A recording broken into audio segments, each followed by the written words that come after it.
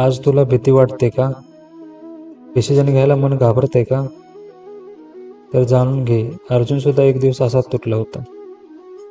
नमस्कार मित्रांनो, गीता जीवनवाणी या यूट्यूब चॅनलवर आपलं मनपूर्वक स्वागत आहे. तर आज आपण भगवद्गीतेमधील अध्याय 1 अर्जुन विषाद योग यामधील श्लोक 16 ते 31 बघणार आहोत. तर याच्या पाठीमागच्या एपिसोडमध्ये आपण अध्याय 1 मधील श्लोक 1 ते 15 बघितलेला आहे. तो व्हिडिओ तुम्ही बघितला नसेल तर पहिल्यांदा तो व्हिडिओ बघून घ्या, मग हा व्हिडिओ बघा, कारण दोन्ही व्हिडिओची लिंक एकमेकाला कनेक्ट होते, मग आपल्याला व्यवस्थित समजतं. तर वेळ वाया नाही घालवता आपण आपल्या लेक्चरला सुरुवात करूया. तर श्लोक नंबर 16. अनंत विजयम राजा कुंती पुत्रो युधिष्ठिरम नकुलम सहदेवश्च सुघोष मणिपुष्पकोम काश्यच्च परमेशवास शिखंडिश्च महारथ दृष्टधूमनो विराटश्च सातकीश्च पराजित द्रौपदश्च सर्वशः पृथ्वीपते सौभद्रश्च महाभाऊ शंखनंद धमुपृथक.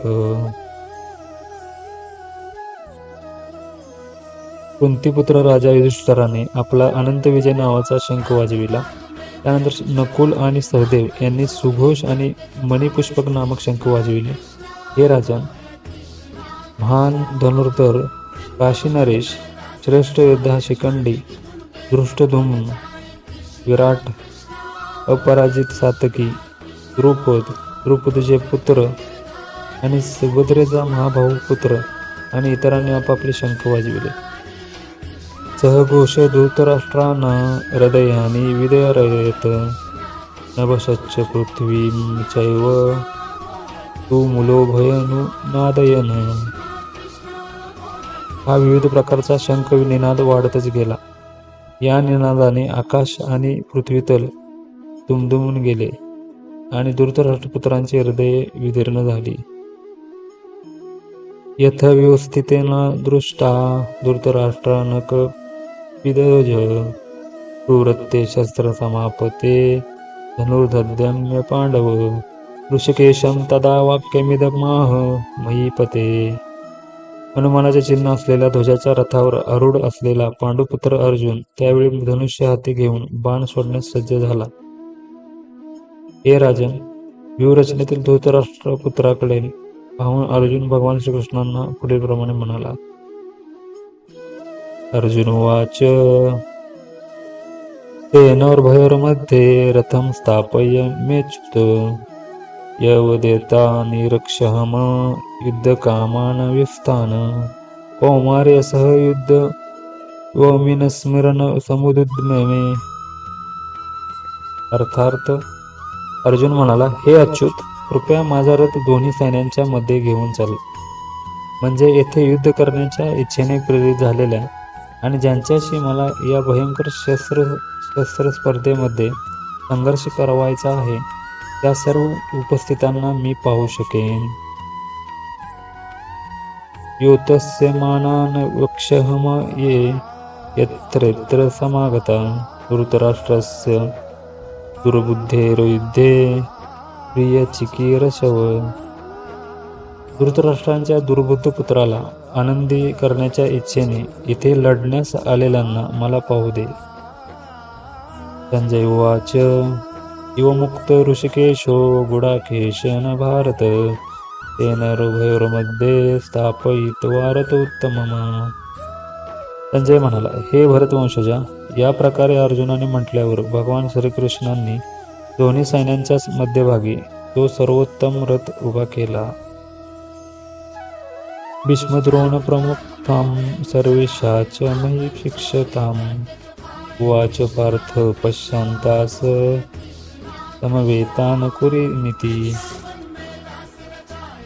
भीष्म, द्रोण आणि जगातील इतर सर्व राज्यांच्या उपस्थितीत भगवान म्हणाले, हे पार्थ, येथे एकत्रित झालेल्या सर्व कुरुवंशांना आता पहा. तत्र पश्यन् स्थितान् पार्थं पितॄनथ पितामहान् आचार्यांना मातुला ना भारतून पुत्रा पौत्रा सखीस्तथा शवसुरान् सूरदेशश्चैव तेन युर्भयोरपि.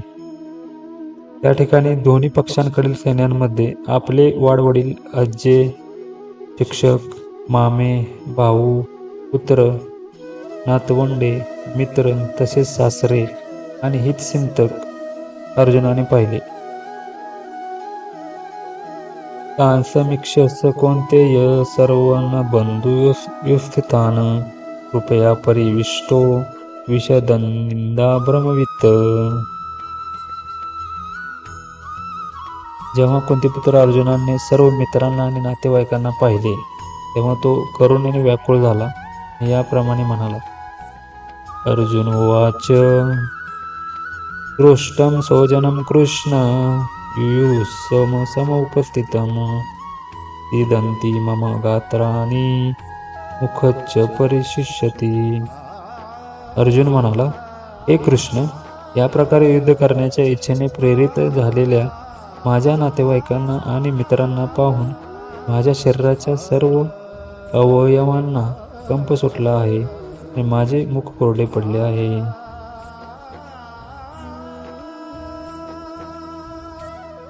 विफुतुश्च शरीरे मे रोमहर्षश्च जायते गांडीवमस्त्रसते हस्तवा रक्तकचैव परिहृदयते. माझ्या संपूर्ण शरीराला कंप सुटला आहे. माझ्या शरीरावर रोमांच उभे राहिले आहेत. हातातून गांडीव धनुष्य गळू लागले आहे आणि त्वचेचा दाह होत आहे. न च शोकनमवस्थातुं भ्रमति वच मे मन निमित्तानि च पश्यामि विपरीतानि केशव. मला येथे यापुढे थोडा वेळ सुद्धा उभे राहणे शक्य नाही. मला स्वतःचाच विसर पडत चालला आहे आणि माझे मन चक्रावून गेले आहे. हे केशव, हे कृष्ण, मला केवळ विपरीत घडण्याचीच लक्षणे दिसत आहेत.